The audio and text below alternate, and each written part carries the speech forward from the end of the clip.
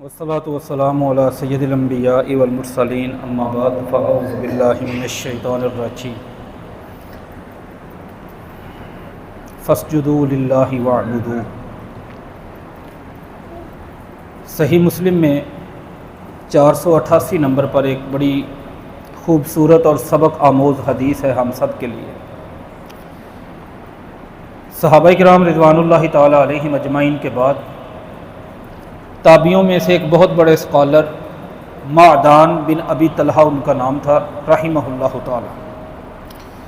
کہتے ہیں کہ میں نبی صلی اللہ علیہ وآلہ وسلم کے سب سے قریبی اور آپ کے خدمتگار صوبان سے ملا رضی اللہ تعالی عنہ سے۔ میں نے کہا دلانی علی عمل، لمبا چوڑا میں کوئی پروگرام نہیں چاہتا، مجھے صرف کوئی ایک ایسا کام بتائیں ینفعنی اللہ بہ، جس کام کو میں کروں اللہ تعالیٰ مجھے فائدہ پہنچائے۔ اچھا، یہ بڑی اہم بات ہے کہ اللہ تعالیٰ مجھے فائدہ پہنچائے، عام لوگوں کی بات نہیں ہو رہی۔ نمبر 2، یدخلنی الجنہ، اللہ مجھے فائدہ بھی پہنچائے اور مجھے جنت بھی عطا فرما دے۔ ساکتا، انہوں نے مجھے جواب ہی نہیں کوئی دیا۔ میں بڑا پریشان ہوا، میں نے دوبارہ اپنا سوال رپیٹ کیا۔ میں نے کہا حضرت دلانی علی عمل ینفعنی اللہ بہ ویدخلنی الجنہ، کام بتا دے ایک میں کر لوں، اللہ مجھے فائدہ پہنچا دے، مجھے جنت میں جگہ دے دے۔ پھر نہیں جواب دیا۔ میں نے سوال کو تیسری مرتبہ رپیٹ کیا۔ تیسری مرتبہ جب میں نے یہ بات کہی تو انہوں نے کہا تم کرو گے؟ جی میں بالکل کروں گا۔ کہنے لگے بہت بڑے عالم اور اسکالر آدمی ہو، یہ سوال میں نے نبی صلی اللہ علیہ وآلہ وسلم کے سامنے رکھا تھا کہ اللہ کے رسول صلی اللہ علیہ وآلہ وسلم ایک کام بتا دیں جس کام کو میں کروں تو آسمانوں پر اللہ مجھے فائدہ پہنچائے۔ اور جس بندے کو اللہ فائدہ پہنچا رہا ہوتا ہے نا، کائنات کی کوئی ذات، کوئی طاقت، کوئی پاور اس بندے کے درمیان آ کے فائدے میں رکاوٹ نہیں بن سکتی۔ لا مانی لما اعطیت ولا معطی لما منعت۔ کہتے ہیں تب مجھے نبی صلی اللہ علیہ وآلہ وسلم نے اس سوال کا جواب دیا تھا۔ انہوں نے مجھے کہا تھا کہ اکثروا بالسجود، وہ کام یہ ہے کہ اپنی زندگی میں سجدے زیادہ کرو۔ جب بھی تم سجدہ کرو گے، آپ کا ہر سجدہ حتی اللہ عنک خطیئۃ، اس سجدے کے ساتھ اللہ تعالیٰ آپ کے گناہ معاف کر دے گا۔ اور جب آپ سجدہ کریں گے، دوسرا کام یہ ہوگا کہ اللہ تعالیٰ کے ہاں آپ کا لیول، آپ کا معیار، آپ کا سٹیٹس بلند ہونا شروع ہو جائے گا۔ یہ جواب تھا جو مجھے دیا تھا۔ مادان کہتے ہیں رضی اللہ تعالیٰ عنہ، اس جواب نے مجھے زیادہ متاثر نہیں کیا، مجھے امپریس نہیں کیا۔ میں اپنا یہ سوال اٹھا کے میں مدینہ میں آ گیا، ابو درداء رضی اللہ تعالی عنہ سے ملا۔ میں نے کہا کہ یہ میں نے سوال ان سے کیا تھا، 3 مرتبہ کیا، جواب نہیں دیا، پھر انہوں نے مجھے یہ جواب دیا، آپ مجھے اس کا کوئی جواب دیں، کوئی عمل بتائیں۔ انہوں نے بھی جواب میں مجھے نبی صلی اللہ علیہ وآلہ وسلم کی یہی حدیث سنائی۔ اب دیکھنے میں اس میں ایک سجدہ بیان ہوا ہے، اگر آپ اس سجدے کو ہم مدارس میں جا کے، ہم علماء کے پاس جا کے پڑھیں، یقیناً اللہ نے ان کو علم سے نوازا ہے، وہ بہت چیزیں بیان کرتے ہیں۔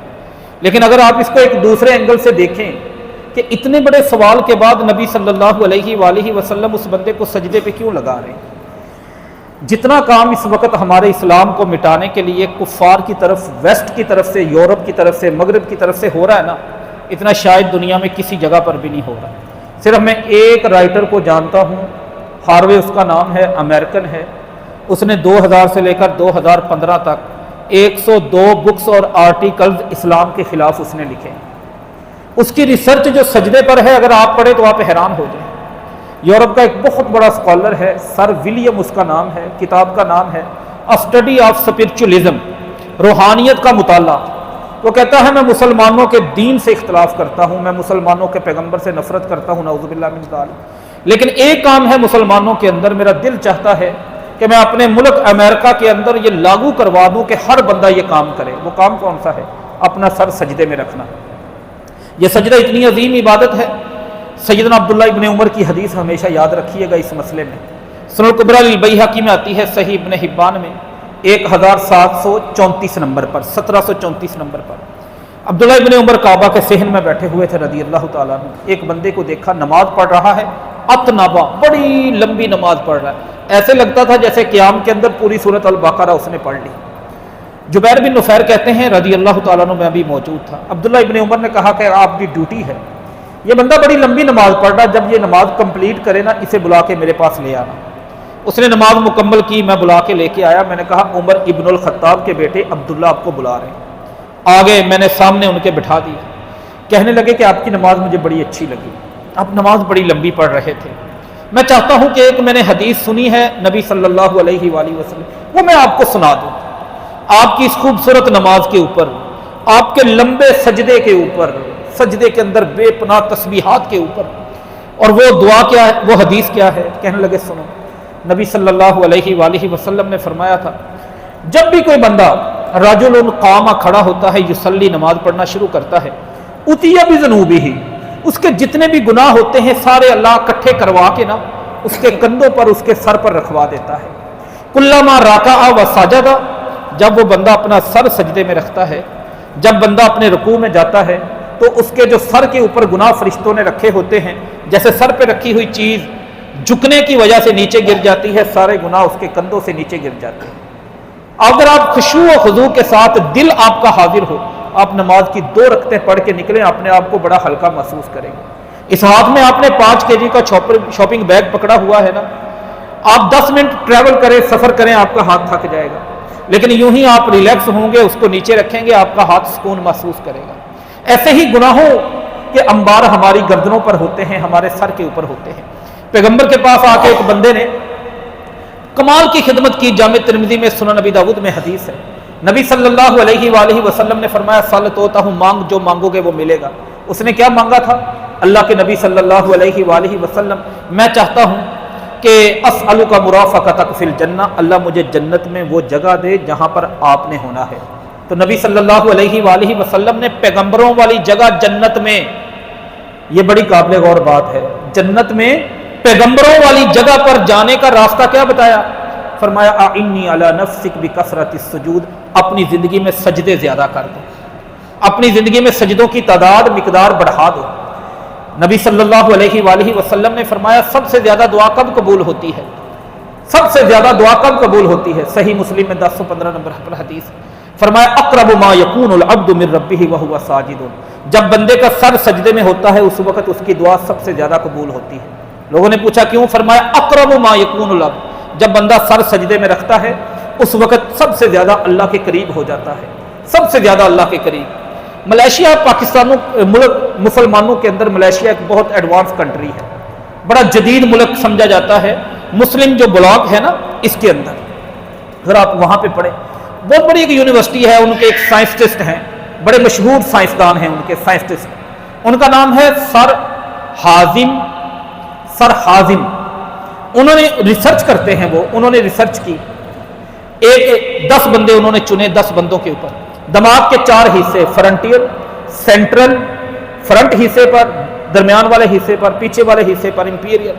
उन्होंने मॉनिटरिंग सिस्टम के जरिए, जिसको EGG कहते हैं, वो लगा के सिर्फ ये चेक किया कि जब बंदा रुकू में होता है उसकी कैफियत क्या होती है, जब सजदे में होता है, जब बंदा सर सजदे में रखता है, अल्फा वेव्स उन लहरों को कहते हैं जो इंसान को खुशी देती हैं, इंसान को रिलैक्स करती हैं, परेशानियों से निकालती हैं। सबसे ज्यादा इंसान की वो लहरें, वो वेव्स उस वक्त होती हैं जब बंदा सजदे में होता है। मेरा अर्ज करने का मकसद ये, अहदीस सुनाने का मकसद ये है, ये जो काम हम करके बैठे हैं ना सजदे, ये मामूली नहीं, ये हमने अल्लाह ताला के साथ कुर्ब का रास्ता तय किया है, ये हमने अपने गुनाहों को ज़मीन पे झाड़ा है, ये हमने जन्नत में जाने के लिए अपने रास्ते को सीधा किया है, ये हमने अपनी परेशानियों को कम किया है। यही वजह है सबसे ज़्यादा दुनिया के अंदर जो सुसाइड करने की, खुदकुशी करने की, अपने आप को मारने की शरह जो सबसे कम है, वो किन ममालिक में है? मुसलमान ममालिक में। उसकी वजह जो वेस्ट लिखता है, वो कहता है कि ये लोग नमाज पढ़ते हैं और सजदा करते हैं। जो बंदा सजदा करता है वो डिप्रेशन का शिकार नहीं होता, वो आम तौर पर उसका BP भी कंट्रोल में रहता है, दूसरी परेशानियां भी उसे कम होती हैं। दुनिया में सबसे ज्यादा खुदकुशी की शरह किन ममालिक में है? सबसे ज्यादा उन ममालिक में है जो काफिरों के ममालिक हैं। जापान के अंदर बहुत ज्यादा, डेनमार्क के अंदर, नॉर्वे के अंदर। तो जब आप निकले, अब आखिरी बात, मैंने शुरू में कुरान मजीद की आयत पढ़ी, अल्लाह कहते हैं वस्जुद वक्तरिब, आप सजदा करें और अल्लाह के करीब हो जाएं। वक्रुब नहीं कहा, वक्तरिब, बहुत ज्यादा करीब हो जाएं। मतलब सजदा हमें अल्लाह के बहुत ज्यादा करीब लेके, سجدوں میں اضافہ کیسے کرنا ہے، سنتیں کبھی نہ چھوڑیں. جس بندے کی سنتے رہنا شروع ہو جاتی اس کی تکبیر اولا لازمی رہتی.